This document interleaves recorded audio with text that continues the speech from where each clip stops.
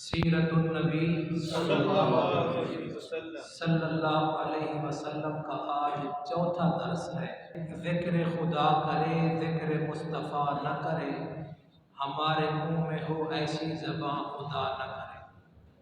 صدی ہو، صدی کا کوئی سال ہو، سال کا کوئی مہینہ ہو، مہینے کا کوئی ہفتہ، ہفتے کا کوئی دن، دن کی کوئی گھڑی اور ساعت ایسی نہیں جس میں میرے اور آپ کے نبی کا ذکر نہ ہو۔ اپنے اپنے انداز میں، اپنے اپنے ذوق اور شوق میں ہر آدمی اللہ کے آخری نبی صلی اللہ علیہ وسلم کا تذکرہ کر رہا ہے۔ اور تذکرہ ہو کیوں نہ، ابھی نہ ات تھا نہ پت تھا، نہ بادل تھے نہ آسمان تھا، نہ دن تھا نہ رات تھی، کچھ نہیں تھا، اللہ نے میرے نبی کا تذکرہ اس وقت بھی کیا۔ سبحان اللہ۔ وَرَفَعْنَا لَكَ ذِكْرَكَ، جس کی شان ہو، عَلَّمَكَ مَا لَمْ تَكُنْ تَعْلَمْ، جس کا مقام ہو، لا ترفعوا اصواتکم فوق صوت النبی، جس کا احترام ہو، الم نشرح لک صدرک، جس کا انعام ہو، یا ایھا النبی یا ایھا الرسول یا ایھا المزمل یا ایھا المدثر، جس کا خطاب ہو، جن الفاظ کے ساتھ ان کو خطاب کیا گیا ہو، جس کی تسلی کے لیے اللہ فرماتا ہے وَلَسَوْفَ يُعْطِيكَ رَبُّكَ فَتَرْضَىٰ، جس کے دیکھنے کو اللہ دیکھ کر کہتا ہے قَدْ نَرَىٰ تَقَلُّبَ وَجْهِكَ فِي السَّمَاءِ۔ یہ مجلس سیرت النبی صلی اللہ علیہ وسلم کی مجلس ہے، لیکن ہمارے نبی کے دشمن آقا صلی اللہ علیہ وسلم کی زندگی میں بھی تھے، بعد میں بھی تھے، آج بھی ہیں، شاید قیامت تک رہیں، خاص کر یہودیوں کی شکل میں۔ وہ میرے پیغمبر صلی اللہ علیہ وسلم کے اس وقت بھی دشمن تھے، آج بھی دشمن ہیں۔ آج بھی میرے آقا صلی اللہ علیہ وسلم کی ذات و صفات کا انکار کرتے ہیں، آپ صلی اللہ علیہ وسلم کی ختم نبوت کا بھی انکار کرتے ہیں۔ آقا صلی اللہ علیہ وسلم، بلکہ جب آقا صلی اللہ علیہ وسلم کی ولادت ہو چکی تھی، آقا صلی اللہ علیہ وسلم حلیمہ کے گھر پہنچ چکے تھے، آپ چلنے پھرنے کے قابل ہو چکے تھے، آپ اپنے بھائی عبداللہ حلیمہ کے بیٹے کے ساتھ بکریاں چرانے ان کے ساتھ گئے ہوئے تھے۔ اس وقت ایک یہودی نے آ کر آپ کو دیکھا تو اس وقت کہا تھا ویل لبنی اسرائیل، بنی اسرائیل کے لیے ہلاکت ہے کہ نبوت بنی اسرائیل سے نکل کر بنو اسماعیل میں چلی گئی ہے۔ اس لیے میں نے بھی پھر حضرت اسماعیل علیہ السلام کا تھوڑا تذکرہ کرنا پڑے گا، اور اسماعیل علیہ السلام کے تذکرے سے پہلے ان کی والدہ اور والد کا تذکرہ کچھ گزشتہ درس میں ہوا تھا، تیسرے سبق اور تیسرے لیکچر میں۔ آج بھی سیدہ ہاجرہ رضی اللہ تعالی عنہا کے علماء نے کئی القاب نقل کیے ہیں، ان القاب میں سے ایک لقب ہے کبیرہ مصر، مصر کی شہزادی۔ یہ فرعون کی بیٹی ہے۔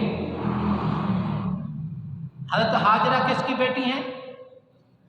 فرعون کی بیٹی ہے۔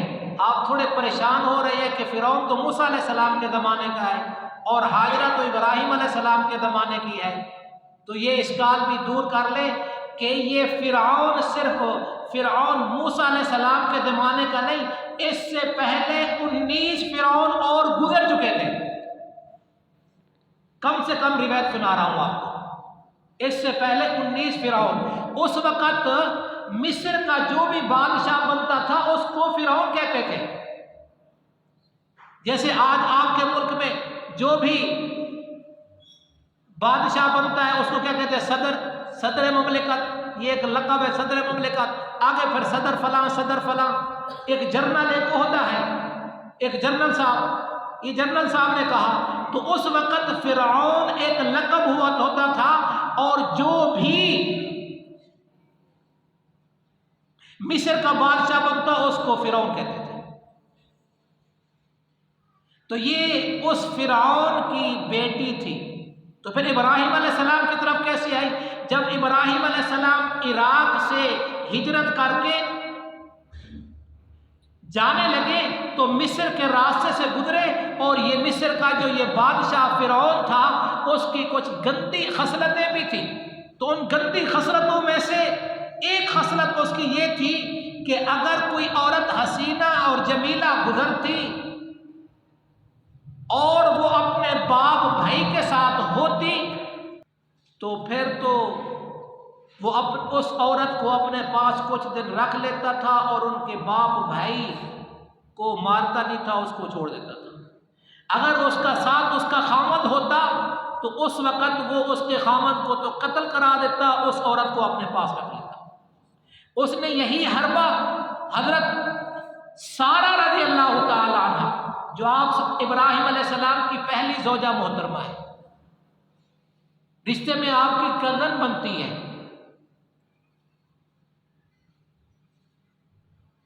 وہ بھی ابراہیم علیہ السلام کے ساتھ تھی، تو وہاں گزری ایک جگہ حضرت سارہ رضی اللہ تعالی عنہ نے ابراہیم علیہ السلام دونوں نے پڑوڑ ڈالا، تو حضرت سارہ اپنے گھر کے کام کاج میں مصروف تھی، تو اس علاقے کا جاسوس اس نے کسی طریقے سے اس محترمہ کو دیکھ لیا اور اس نے جا کر بادشاہ کو بتا دیا۔ بادشاہ نے اس کو طلب کیا، اور جاتے جاتے ابراہیم علیہ السلام نے کہا کہ خیال کرنا، میں نے ان کو شرطوں کو بتایا ہے کہ یہ میری بہن ہے۔ توجہ ہے، ذرا درس میں پوری توجہ کریں گے تو انشاءاللہ سیرت النبی کی درس کی برکتیں بھی ملیں گی، اور انشاءاللہ عقیدے کی بھی درستگی ہوگی، اور ہمیں حقیقت جو کچھ لوگوں نے عجیب قسم کی باتیں بنا رکھی ہے انبیاء اور رسل کے حوالے سے، وہ ان کا بھی یہاں تذکرہ آ جائے گا۔ اور سیدنا ابراہیم علیہ السلام تو جد الانبیاء ہیں۔ ایک روایت کے مطابق 70,000 سے زیادہ انبیاء کے والد ہیں، جد امجد ہیں، باپ ہیں، کتنے؟ اور ایک روایت میں 81,000 کا بھی تذکرہ آتا ہے۔ ویسے اگر سوچیں، آپ اگر سوچیں، غور و فکر کیا کریں کہ آقا صلی اللہ علیہ وسلم کے یہ جد امجد ہیں، جد الانبیاء ہیں، تو اس سے پہلے کتنے انبیاء گزر چکے ہوں گے اور بعد میں کتنے ہونا چاہیے؟ یہ بھی تھوڑا سوچ و بچار آپ کریں گے تو انشاءاللہ نتیجہ آپ کے سامنے آ جائے گا۔ تو حضرت ابراہیم علیہ السلام نے ان شرطوں کو جو ان کو لے جا رہے تھے بادشاہ کی طرف، تو ان کو کہا یہ میری بہن ہے، اختی، اور صحیح بخاری میں بھی اس کا تذکرہ ہے، ان کا میری بہن ہے۔ تو حضرت سارہ نے دیکھا، انہوں نے کہا، جب دیکھا نا تو فرمایا اسلام کی روح سے تو میری بہن ہے، تو بھی کلمہ پڑھ چکی ہے، اور اس نسبت سے اس کو کہتے ہیں ذو معنی لفظ بولنا، جس کو توریہ بھی کہتے ہیں، شاید آپ نے یہ لفظ سنا ہوا ہو، ذو معنی۔ لفظ تو ایک ہے لیکن اس کے معنی دو مراد ہوتے ہیں، کہنے والے کی اور مراد ہوتی ہے، سننے والا اور سمجھتا ہے۔ تو حضرت سارہ جب گئی نا تو اس نے اس پہ ڈورا ڈالنے کی کوشش کی، تو حضرت سارہ نے دعا کی، اللہ نے ایسا کیا، انہوں نے دعا کرنے پہ اس کے ہاتھ سکڑنا شروع ہو گئے اور جسم لرزہ برندام ہونا شروع ہو گیا۔ اس نے ہاتھ جوڑے، بی بی دعا کر میں بچ جاؤں، میری یہ بیماری ختم ہو جائے، میں تجھے کچھ نہیں کہوں گا۔ حضرت سارہ نے پھر دعا کی، حضرت سارہ نے دعا کی، وہ ٹھیک ہو گیا۔ پھر اس نے ہاتھ بڑھانے کی کوشش کی، پھر بد دعا کی، پھر اس پر وہی کیفیت طاری ہو گئی۔ پھر اس نے دعا کی درخواست کی، پھر سارہ نے دعا کی، پھر اس نے پھر تیسری دفعہ حملہ کرنے کی کوشش کی، پھر اس پر وہی کیفیت طاری ہو گئی کہ ہاتھ بازو سکڑنے لگے، جسم سکڑنے لگا اور لرزہ برندام ہونے لگا۔ پھر اس نے درخواست کی، حضرت سارہ نے دیکھ چکی تھی 3 دفعہ، لیکن حضرت سارہ نے پھر دعا کر دی۔ اگر اس حالت میں مر جاتا تو آپ کو پتہ ہے بادشاہ تھا، آپ بہتر سمجھتی ہیں۔ تو چنانچہ اس نے کیا، پھر جب وہ اس سے متاثر ہوا تو اپنی بیٹی کو حضرت سارہ کے دینے پر مجبور ہو گیا اور اس پہ فخر محسوس کرنے لگا کہ یہ کوئی اللہ والی ہے، نیک ہے، صاحب کرامت ہے، لہذا میری بیٹی اس کی خدمت کرے گی، اس کے پاس جائے گی تو یہ میرے لیے فخر کی بات ہے۔ تو اس نے حضرت ہاجرہ اپنی بیٹی کو حضرت سارہ کے ساتھ روانہ کیا۔ ابراہیم علیہ السلام اندر پریشان تھے، اللہ نے غیب کے پردے ہٹائے اور ابراہیم علیہ السلام کو منظر دکھا رہا ہے اللہ سارہ کو۔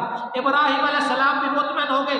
اب جب یہ واپس آئے تو حضرت سارہ رضی اللہ تعالیٰ عنہ نے کہا خذھا لعل اللہ یرزقنی، آپ اس کے ساتھ نکاح کر لیں، شاید اللہ ہمیں اولاد نصیب فرما دے۔ سارہ کے ساتھ تو وقت کافی گزر چکا تھا، اولاد نہیں ہو رہی تھی، تو فرمایا اس کے ساتھ، اور پھر یہ حضرت ہاجرہ کے ساتھ ابراہیم علیہ السلام کی شادی ہو گئی۔ اب یہودی یہاں یہ بات بتانی ہے، یہ توجہ کرنی ہے۔ اب یہودی یہاں کہتے ہیں کہ نعوذ باللہ ہمارے نبی صلی اللہ علیہ وسلم کی توہین کرتے ہوئے آپ کے نبی لونڈی کے بیٹے ہیں۔ جد امجد تو ابراہیم علیہ السلام ہوئے نا، تو وہ اس لیے کہتے ہیں، پہلی بات تو یہ ہے بالکل آسان عام فہم، وہ یہ ہے کہ دوسری بیوی اس زمانے میں خادمہ کی حیثیت رکھتی تھی، دستور ایسا تھا، پہلی بیوی تو ہو گئی، دوسرا اس کا لقب ہے زوجہ خلیل الرحمن ابراہیم علیہ نبی جنا علیہ السلام، یہ بھی بڑے اعزاز کی بات ہے۔ تیسرا ان کا لقب ہے محدثہ ملائک، فرشتوں کے ساتھ بات کرنے والی،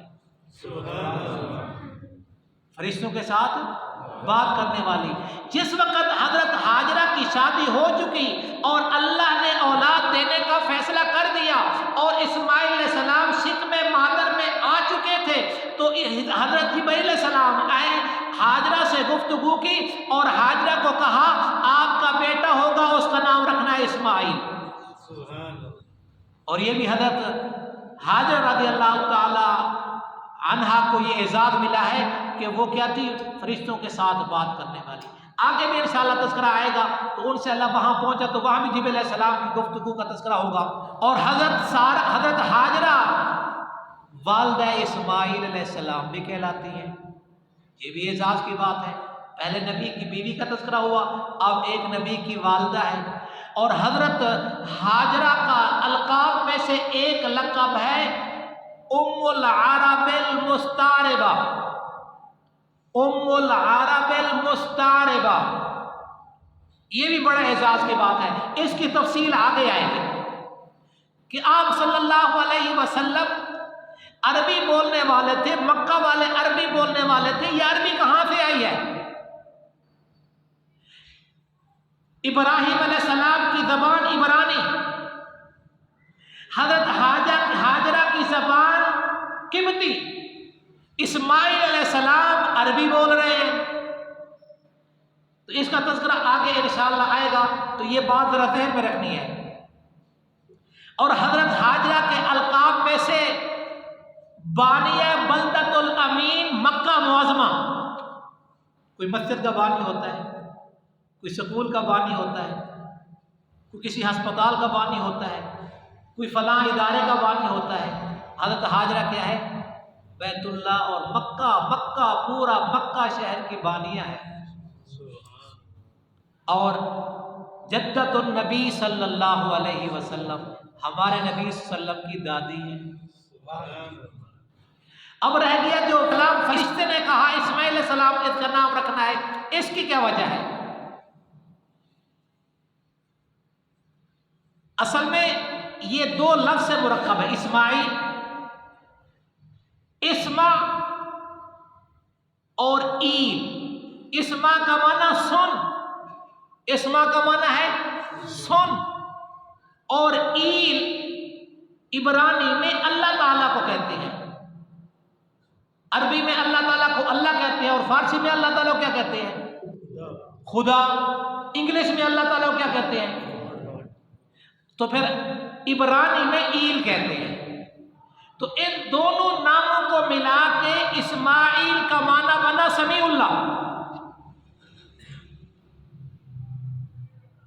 اسماعیل کا معنی کیا بن گیا؟ سمیع اللہ. تو یہ اسماعیل علیہ السلام کا یہ نام ہو گیا. اسماعیل علیہ السلام کی عظمت کا تذکرہ زیادہ تو نہیں کر سکتا. میرے آقا صلی اللہ علیہ وسلم کی اسماعیل علیہ السلام سے بہت لحاظ سے مشابہت ہے کئی وجوہ سے. اس میں سے ایک اللہ اسماعیل علیہ السلام کا تذکرہ کرتا ہے وکانا صادق الوعد. میرا اسماعیل کیا تھا؟ وعدے کا سچا تھا. وہ وعدے کا سچا تھا. اور میرے اور آپ کے نبی صلی اللہ علیہ وسلم کے بارے میں مومنوں کی گواہی ہے. قالوا هذا ما وعدنا الله ورسوله وصدق الله ورسوله. یہاں ایمان والے بھی ہیں، اللہ اور اس کے نبی صلی اللہ علیہ وسلم کے صداقت کے تذکرے کر رہے ہیں. قال يأمر أهله بالصلاة والزكاة. میرا اسماعیل علیہ السلام کا تذکرہ کرتے ہوئے اللہ تعالیٰ کہتا ہے اسماعیل اپنے کنبے کو نماز اور زکوٰۃ کی ترغیب دینے والے تھے، حکم دینے والے تھے. اور اپنے نبی صلی اللہ علیہ وسلم کے بارے میں اللہ نے خود فرمایا وَأْمُرْ أَهْلَكَ بِالصَّلَاةِ وَاصْطَبِرْ عَلَيْهَا. میرے پیغمبر آپ اپنے کنبے والوں کو نماز کا حکم دیجئے اور اس پر مضبوط رہیے، اس پر ثابت قدم رہیے. ابراہیم علیہ السلام کی تو کئی لحاظ سے آقا صلی اللہ علیہ وسلم کی مشابہت ہے. آقا صلی اللہ علیہ وسلم اما ہاجرہ کا کئی دفعہ تذکرہ کیا، ابراہیم علیہ السلام کے کئی دفعہ تذکرے کیے، اور حتیٰ کہ اپنے آخری بیٹے چھوٹے بیٹے کیا نام ہے اس کا؟ ابراہیم، ماریہ قبطیہ سے پیدا ہونے والا، اس کا نام ہی اپنے بابا ابراہیم علیہ السلام کے نام پہ رکھا تھا. اسماعیل علیہ السلام پیدا ہوئے ایک روایت میں مصر میں، دوسری روایت میں شام میں. اسماعیل علیہ السلام پیدا ہوئے مصر میں، پہلی ہجرت کی شام کی طرف، اور ابراہیم علیہ السلام عراق میں رہے، اسحاق علیہ السلام شام میں رہے، اور ان کی تیسری ماں کا بھی تذکرہ آتا ہے جو میں گزشتہ درس میں کیا تھا. ان کے بیٹے یمن میں رہتے ہیں. تو یہ عرب کا جتنا ارد گرد علاقہ ہے وہ ابراہیم علیہ السلام اور اس کی اولاد اس میں آباد ہو رہی ہے. اب اللہ کا حکم ہوا، اللہ نے فرمایا میرے خلیل اس کو جا کے بواد غیر ذی زرع میں چھوڑ کے آؤ،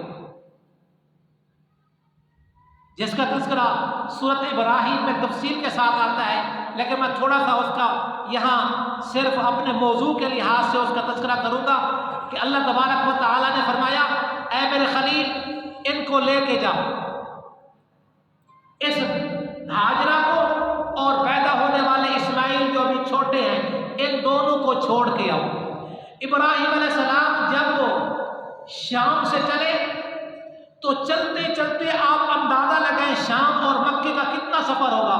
جب بھی راستے میں کوئی آبادی آتی تو ابراہیم علیہ السلام کہتے یہاں چھوڑنا ہے، جبرائیل علیہ السلام کہتے نہیں آگے چلو.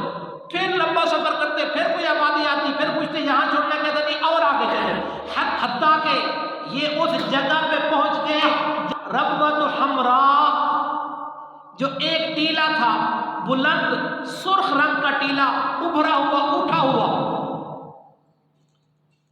اس جگہ پر سیدنا جبرائیل علیہ السلام نے کہا ابراہیم علیہ السلام کو کہ یہاں چھوڑ. جیسے ابراہیم علیہ السلام نے وہاں چھوڑا تو سورۃ ابراہیم میں اس کا تذکرہ ہے ربنا انی اسکنت من ذریتی بواد غیر ذی زرع عند بیتک المحرم. اے ہمارے پروردگار میں نے اپنی کچھ اولاد یعنی اسماعیل علیہ السلام کو آپ کے حرمت والے گھر کے پاس ایسی وادی میں لا کے بسا رہا ہوں جہاں کھیتی کوئی نہیں ہوتی. کھیتی تب ہو کہ پانی ہو، یعنی کہ پانی نہیں ہے تو کھیتی نہیں ہے. ایسی جگہ پہ چھوڑ کے آیا ہوں. اور آگے سنیے فَجَعَلْ أَفْئِدَةً مِّنَ النَّاسِ تَهْوِي إِلَيْهِمْ. میں اس کو چھوڑ کے جا رہا ہوں تاکہ یہ نماز پڑھنے والے بنے. وَارْزُقْهُم مِّنَ الثَّمَرَاتِ، پہلے نماز کا ذکر کیا، پہلے دین کے لیے، پہلے نماز کے لیے دعا کر رہے ہیں. پھر کیا فرمایا وَارْزُقْهُم مِّنَ الثَّمَرَاتِ، اور ان کو پھلوں کا رزق بھی عطا فرمانا تاکہ یہ تیرا شکر ادا کرے۔ ابراہیم علیہ السلام جب چھوڑا نا تو چھوڑ کے واپس جانے لگے۔ سارا نے دیکھا بس اتارا اور جا رہی ہیں، وہ مشکیزہ تھا پانی کا وہ بھی دے دیا، کھجوریں تھی، کوئی کھانے کی چیزیں خشک چیزیں ہی ہوگی وہ دیا، اور پیچھے سواری کو موڑ لگے۔ تو حضرت سارا نے کہا اِلیٰ مَن تَکِلْنَا، کس کے سہارے چھوڑے جا رہے ہو، چھوڑے جا رہے ہو؟ تو پھر کوئی جواب نہیں۔ عورت تھی نا، دل میں خیال آیا کہیں میری سوکن سہارا کے مشورہ تو نہیں ہے، پھر بھی خاموش۔ پھر خیال آیا کہ اللہ کے نبی ہیں، اللہ امرک بہذا، کیا آپ کے اللہ نے یہ حکم دیا ہے؟ تو ابراہیم علیہ السلام جاتے جاتے سر ہلا دیا، بات بھی نہیں کی، سر ہلا دیا۔ تو سنیے، امام بخاری دیگر کتب میں احادیث میں یہ روایت موجود ہے، حضرت حاجرہ کہتی ہیں فقالت اذن لا یضیعنا، آپ خیر سے جائیں، ہمارا اللہ ہمیں ضائع نہیں ہونے دے گا۔ حضرت حاجرہ مطمئن ہو گئی، کچھ وقت تو وہ پانی کھانا وغیرہ استعمال کرتی رہی، لیکن وہ ختم ہو گیا، پانی ختم ہو گیا، اس کی خوراک ختم ہو گئی، تو بچے کی خوراک نہیں۔ اب بچہ رونے لگا، یہاں تک کہ صحیح بخاری میں الفاظ آتے ہیں کہ حضرت حاجرہ گھبرا گئی، اور اتنا گھبرائی کہ شاید اس حالت میں میرا بچہ ہلاک ہو جائے گا۔ پانی کی تلاش میں دائیں بائیں گئی تو صفا پہ پہنچی، تو مروہ والی سائڈ پہ فَإِذَا هِيَ بِصَوْتٍ، آوازیں آنے لگی، صفا سے مروہ کی طرف گئی۔ یہ صفا اور مروہ یہ دونوں پہاڑیاں ہیں، یہ دونوں پہاڑیاں ہیں۔ وہ جہاں گرین لائٹیں لگی ہوئی ہے نا، یہ جگہ نیچے تھی، بقیہ جگہ تھوڑی بلند تھی، یہ جگہ بالکل نشیب میں تھی۔ جب یہاں آتی تو دوڑتی، کیونکہ اوپر صفا والی جگہ پہ بھی مروہ والی جگہ پہ بھی ہر اسماعیل نظر آتے تھے، لیکن جب یہاں نیچے جگہ آتی، آپ حضرات نے عمرہ کیا، حج کیا، ہوتے ہوگا اوپر گرین لائٹیں لگی ہوئی ہے، یہ گرین لائٹیں یہاں مقصد یہ ہوتا ہے کہ یہاں تیز چلنا ہے، یعنی تھوڑا دوڑنے کا انداز۔ حضرت سہارا یہاں دوڑی تھی، وہ کس لیے دوڑی تھی؟ بچہ اوجھل ہو گیا تھا، بچے کے اوجھل ہونے کی وجہ سے یہ فاصلہ میں جلدی سے پورا کروں۔ جب مروہ پہ پہنچی فَإِذَا هِيَ بِصَوْتٍ، پھر آواز آنے لگی کہاں سے؟ صفا سے۔ تو یہاں جب یہ 7 چکر لگا چکی تو پھر آخری چکر کہاں ہوتا ہے؟ مروہ پہ۔ تو مروہ پہ کھڑی ہوئی، پھر اس وقت کہا اغثنی عندک خیرا، اگر تیرے اندر کوئی خیر ہے، خیر والا ہے، آوازیں دے رہا ہے تو سامنے آ، کوئی مدد کر۔ حضرت جبرائیل علیہ السلام سامنے آ گئے، سامنے آئے تو پوچھا کون ہو؟ کہا ابراہیم علیہ السلام کی بیوی ہو اور اسماعیل علیہ السلام کی والدہ ہو۔ میں اس کو یوں کہوں گا، حضرت حاجرہ نے کیا کہا؟ ایک نبی کی بیوی ہوں اور دوسرے نبی کی ماں ہوں۔ میرا تصور تو پوچھا من وکلکما، کن کے سہارے ہو، یہاں کون ہے تمہارا ہو؟ قالت وکلنا الی اللہ، کہنے لگی اللہ کے سہارے، اللہ تعالیٰ کے سہارے پہ ہے۔ تو پھر حضرت جبرائیل علیہ السلام نے کہا لقد وکلکما الی کریم کافر، وہ کریم اللہ کافی ہے۔ پھر حضرت جبرائیل علیہ السلام نے جہاں اسماعیل علیہ السلام ایڑے رگڑے تھے وہاں پر مارا، جیسے پر مارا اس جگہ سے پانی نکلنے لگا۔ تو حضرت حاجرہ نے کہا زم، میرے آقا صلی اللہ علیہ وسلم نے فرمایا یرحم اللہ ام اسماعیل، اللہ اسماعیل علیہ السلام کی والدہ پہ رحم کرے، اگر وہ نہ بناتی، زم نہ کہتی تو یہ چشمہ ابلنے والا ہو جاتا۔ کیا ہو جاتا؟ ابلنے والا۔ وہ زم اس کو منڈیر بنا رہی ہے اور کہا زم۔ اب جب یہ پانی نکلنے لگا تو جب پانی نکلنا شروع ہوا تو پرندے آنے لگے، جب پرندے آنے لگے تو